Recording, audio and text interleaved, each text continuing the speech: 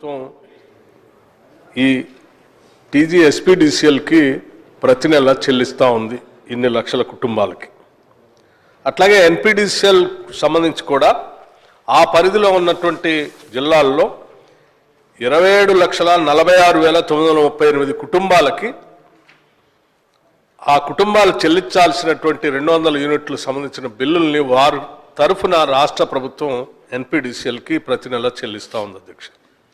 వెరసి మొత్తంగా రాష్ట్రంలో 52,82,498 కుటుంబాలకి ఈరోజు ఉచితంగా అంటే వారు కట్టాల్సిన బిల్లుల్ని వారి తరఫున రాష్ట్ర ప్రభుత్వం ఈ ఎస్పీడీసీఎల్కి ఎన్పీడీసీఎల్కి బిల్లులు చెల్లిస్తూ ఉంది అధ్యక్ష.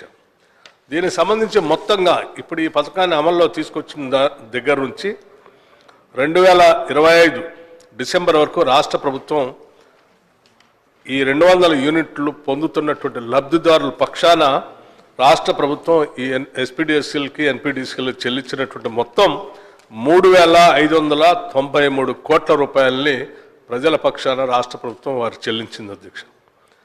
ఈ అర్హులైన మహిళా దరఖాస్తుదారులందరికీ ఈ పథకాన్ని వర్తింప చేయడం అయింది అధ్యక్ష. అంటే ఆ కుటుంబాలకి అధ్యక్ష, ఇది ఈ రాష్ట్రంలో రాష్ట్ర ప్రభుత్వం ప్రజల పక్షాన మేము ఇచ్చినటువంటి హామీలు కట్టుబడి ప్రజల కోసం నిత్యం తప్పిస్తూ వారికి ఉచిత కరెంట్ ఇస్తూ ఇన్ని వేల కోట్ల రూపాయలు వాళ్ళ కుటుంబాలకు ఆదా చేస్తూ ఈ ఆదా చేసినటువంటి 3,593 కోట్ల రూపాయలు వాళ్ళ కుటుంబాలు ఎదగటానికి, వాళ్ళ పిల్లలు చదివించుకోవటానికి, వాళ్ళు ఆర్థికంగా నిలదొక్కుకోవటానికి ఉపయోగపడినందుకు ఈ రాష్ట్ర ప్రభుత్వం ఈరోజు చాలా సంతోషిస్తూ ఉంది అధ్యక్ష.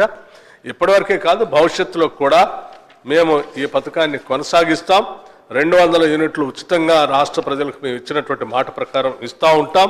ఈ రాష్ట్రంలో ఉన్నటువంటి పేద బడుగు బలహీన వర్గాలు మధ్యతరగతి కుటుంబాలకు సంబంధించినటువంటి వాళ్ళు ఆర్థికంగా నిలదొక్కుని ఎదిగి ఈ సమాజంలో ఆత్మగౌరవంతో బతకటం కోసం మా ప్రయత్నం అంతా చేస్తూనే ఉంటాం. అందులో భాగంగానే చేస్తూ ఉన్నాం అధ్యక్ష.